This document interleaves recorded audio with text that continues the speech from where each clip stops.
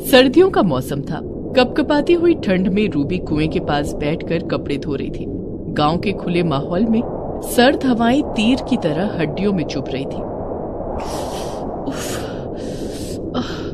ये सर्द हवा तो मेरी जान ही ले लेगी। उस पर से ये कुएं का ठंडा ठंडा पानी।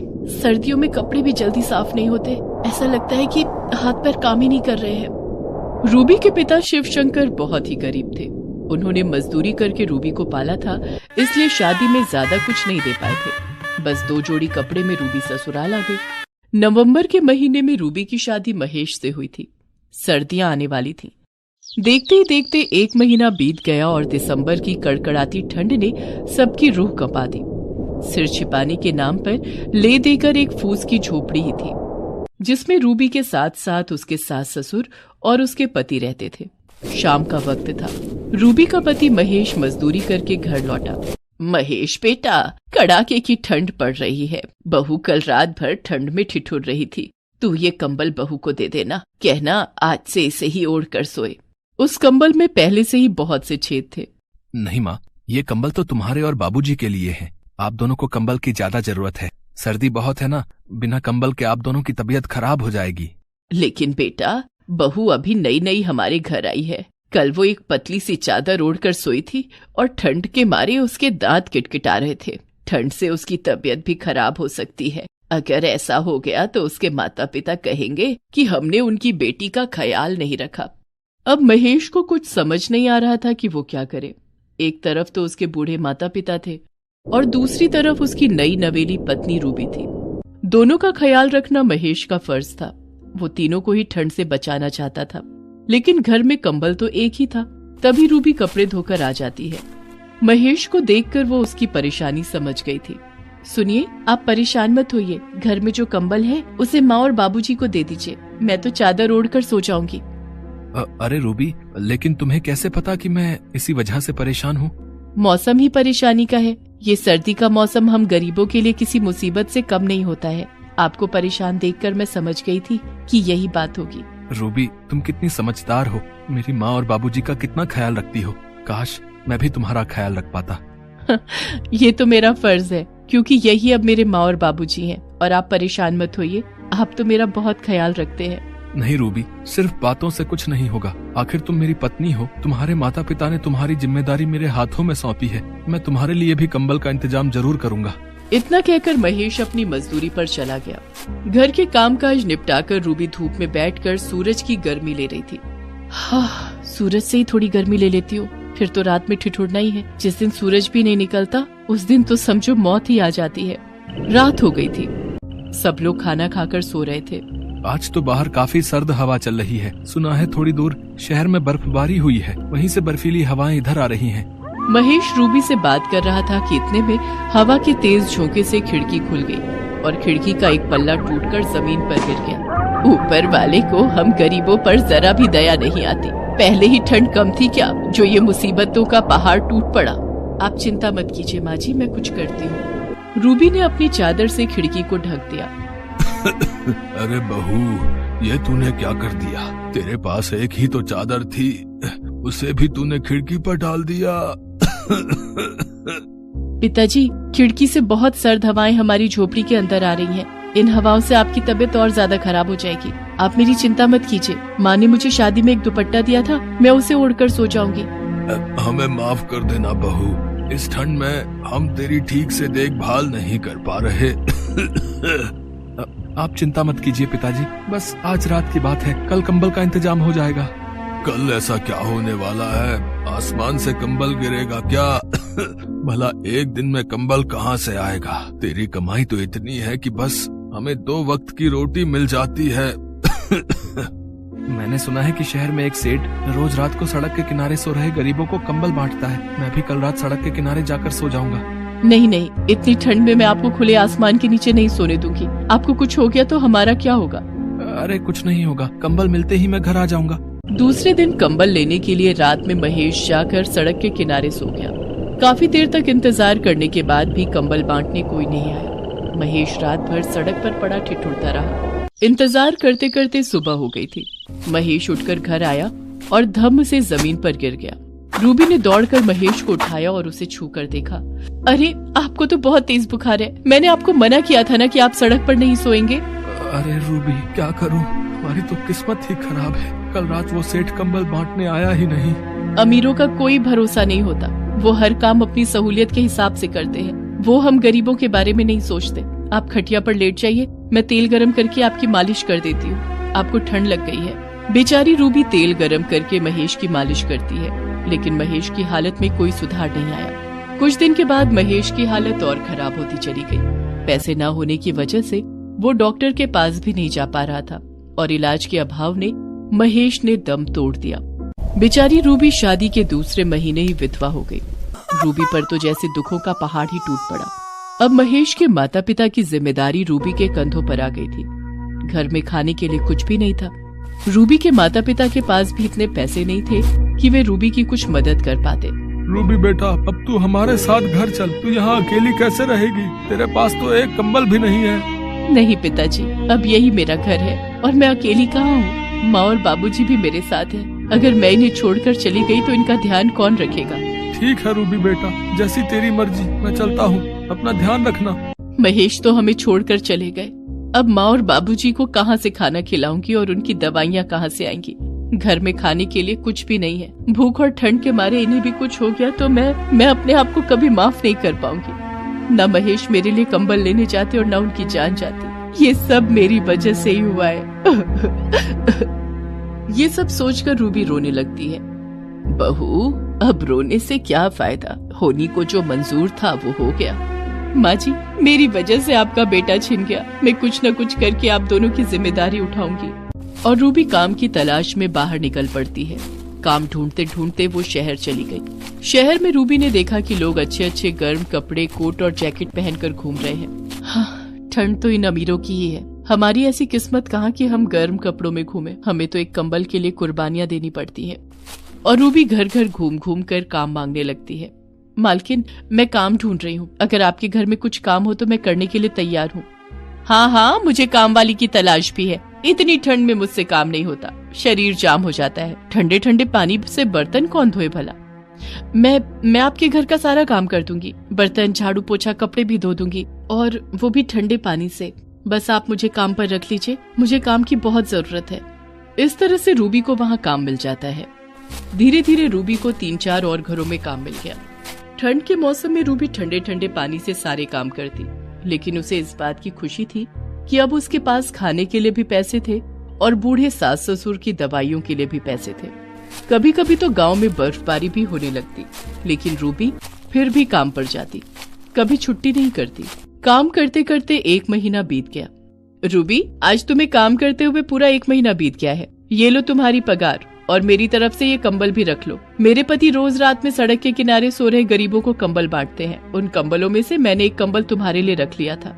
उस कंबल को देखकर रूबी की आंखों में आंसू आ जाते हैं। क्या बात है रूबी, तुम रोने क्यों लगी? क्या तुम्हें यह कंबल पसंद नहीं है?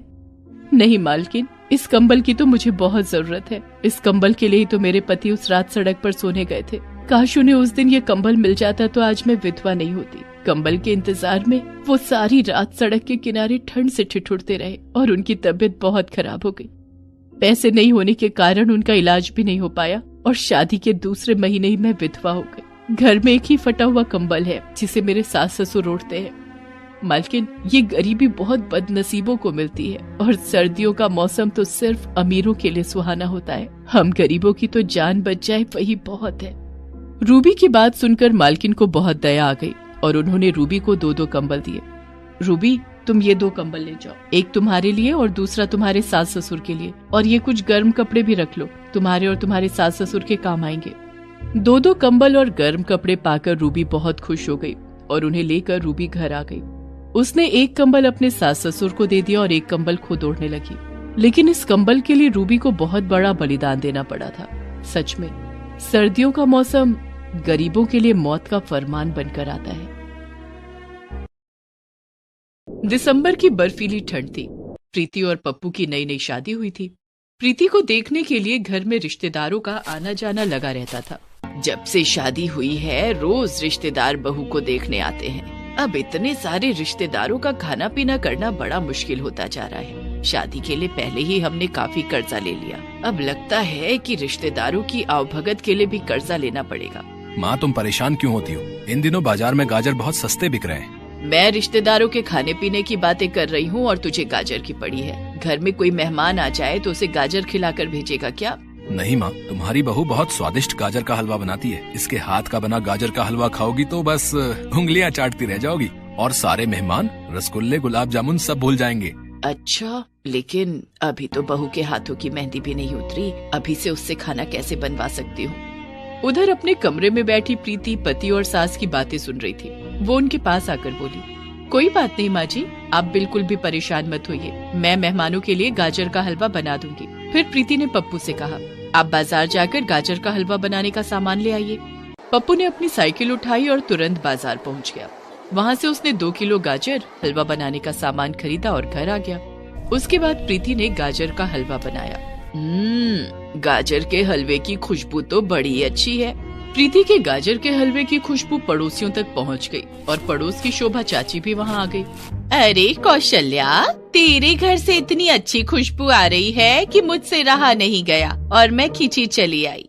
अरे शोभा बहन आओ, प्रीति बहू गाजर का हलवा बना रही है। तभी घूंघट किए प्रीति एक कटोरी में गाजर का हलवा लेकर बाहर आई और शोभा चाची को खाने के लिए दिया। शोभा चाची ने जब उस हलवे को खाया, बहू ऐसा गाजर का हलवा तो मैंने पहली बार खाया है। ठंडे मौसम में गरम गरम गाजर का हलवा, हा, बड़ा मजा आ रहा है। ऐसा लग रहा है कि मैं किसी बड़े और महंगे रेस्टोरेंट में बैठकर गाजर का हलवा खा रही हूँ। इस हलवे के लिए तो शगुन बनता है। ये लो 151 रुपए। शोभा चाची से पैसे लेते हुए प्रीति बहुत खुश हुई। इस तरह से घर में जो भी रिश्तेदार आते वो सब प्रीति के हाथ से बने गाजर के हलवे की बहुत तारीफ करते और हलवे के लिए प्रीति को शगुन दे जाते। माँ जी, मेहमानों ने हलवे के बदले में जो शगुन दिया है वो पूरे 5000 रुपए हो गए हैं। इन पैसों को आप रख लीजिए, कर्जा चुकाने के काम आएंगे। नहीं बहू, इन पैसों पर तेरा हक है। आखिर गाजर का हलवा तो तूने ही बनाया था ना। माँ जी, अब मैं भी तो इसी घर का हिस्सा हूँ, तो मेरी हर चीज पर आपका उतना ही अधिकार है जितना मेरा, इसलिए आप इन पैसों को रख लीजिए। प्रीति की बातें सुनकर कौशल्या की आंखों के आंसू छलक आए। उसने प्रीति के दिए पैसों को रख लिया। धीरे धीरे दिन बीत रहे थे। एक दिन, माँ, मेरी और प्रीति की शादी को पूरा 1 हफ्ता बीत गया है। अब मुझे अपना काम फिर से शुरू कर देना चाहिए। हाँ बेटा, तू कह तो सही रहा है, लेकिन अब तो सर्दियाँ शुरू हो गई हैं और ठंड के मौसम में तेरी ठंडी ठंडी कुल्फी कौन खरीदेगा। दरअसल पप्पू अपनी साइकिल पर घूम घूम कर मटका कुल्फी बेचता था। उसके पास एक मिट्टी का मटका था जिसके अंदर कुल्फियाँ रखकर वो शहर शहर में घूमकर बेचा करता। लेकिन अब सर्दियाँ आ गई थी और ऐसे में उसकी कुल्फी कोई नहीं खरीदता। माँ, तो अब मुझे क्या करना चाहिए? अब तो मेरी शादी हो चुकी है और मेरी जिम्मेदारियाँ और बढ़ गई हैं। ऐसा करता हूँ, मैं कल से मजदूरी के काम की तलाश करता हूँ। जहाँ काम मिल जाएगा वहाँ मजदूरी कर लूंगा। ठीक है बेटा, तू मजदूरी का ही काम कर ले। दूसरे दिन सुबह पप्पू काम की तलाश में घर से बाहर निकला। उस दिन ठंड बहुत ज्यादा थी। उफ, आज तो बहुत सर्दी है और सड़कों पर काफी घना कोहरा भी है। कुछ भी साफ साफ दिखाई नहीं दे रहा है। ऐसे मौसम में तो हाथ पांव भी काम नहीं कर रहे हैं। पप्पू मनी मन ये सब सोचता हुआ सड़क पर चल रहा था कि सामने से आ रही एक तेज रफ्तार कार ने पप्पू को जोर की टक्कर मार दी। पप्पू बुरी तरह से घायल हो गया। कार का मालिक एक भला आदमी था। उसने अपनी गाड़ी रोकी और पप्पू के पास गया। हे भगवान, क्या हो गया? इतने घने कोहरे में मुझे साफ साफ कुछ दिखाई भी नहीं दे रहा था और ये हादसा हो गया। बेचारा बहुत गरीब लगता है। इसके सिर और पैर से बहुत खून बह रहा है। इसे जल्दी से अस्पताल लेकर जाना होगा। पप्पू बेहोश हो चुका था। कार के मालिक त्रिभुवन ने पप्पू को उठाकर अपनी गाड़ी में बिठाया और उसे अस्पताल ले गया, जहाँ डॉक्टर ने पप्पू का चेकअप किया। इसके दाहिने पैर की हड्डी फ्रैक्चर हो गई है, प्लास्टर करना पड़ेगा। पप्पू को अब तक होश आ चुका था। हे भगवान, अब मैं मजदूरी का काम कैसे करूंगा? घबराओ मत दोस्त, तुम्हारी इस हालत का जिम्मेदार मैं हूँ। मैं तुम्हारे पूरी तरह से ठीक हो जाने तक तुम्हारा और तुम्हारे परिवार का ख्याल रखूंगा। नहीं नहीं, उसकी कोई जरूरत नहीं है, हम कोई ना कोई इंतजाम कर लेंगे। त्रिभुवन ने पप्पू के पैर में प्लास्टर करवा दिया और उसे दवाइयाँ भी दिला दी।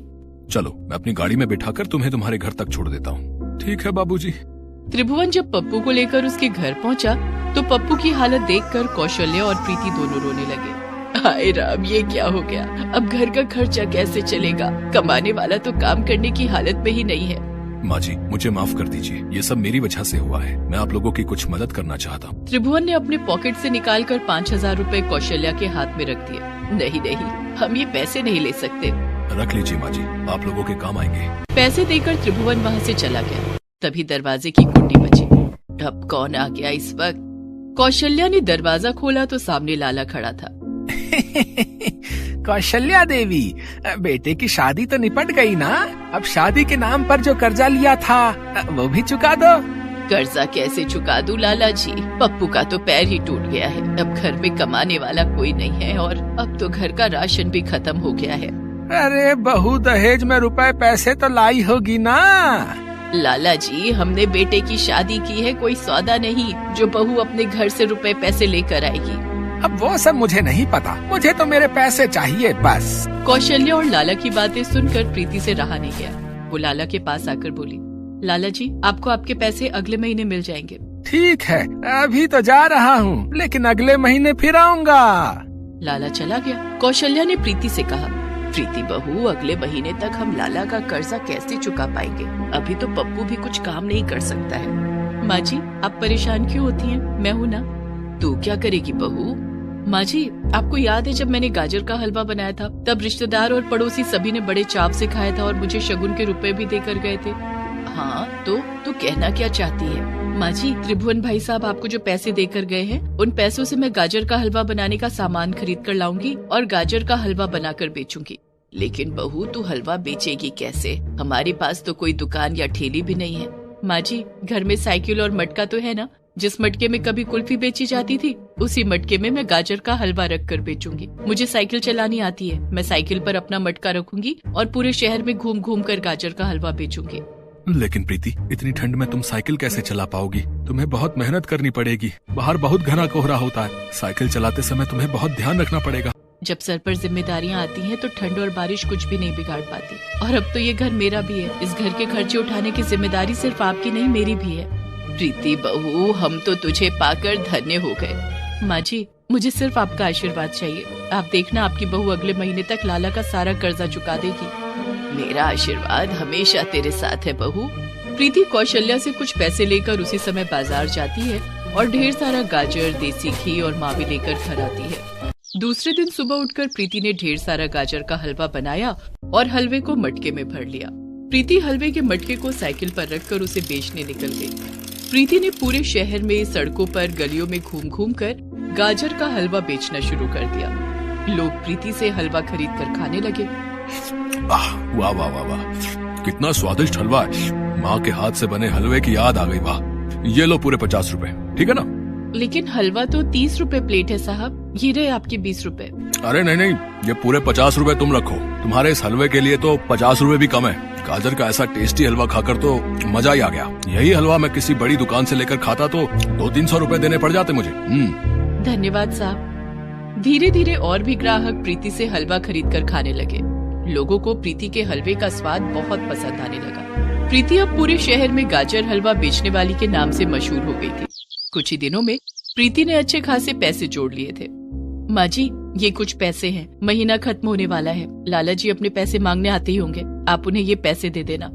जीती रहो बहू, भगवान तुम्हारे जैसी बहू सबको दे। 1 महीना पूरा होते ही पप्पू भी अब ठीक हो गया था। प्रीति, अब मैं ठीक हो गया हूँ। अब तुम्हें साइकिल पर हलवा बेचने की कोई जरूरत नहीं है। अभी डॉक्टर ने आपको आराम करने के लिए कहा है ना, आप घर पर रहकर आराम कीजिए। और रही हलवा बेचने की बात, तो जब हम दोनों मिलकर पैसे कमाएंगे तो घर में पैसों की कोई कमी नहीं होगी। ठीक है, जैसा तुम ठीक समझो।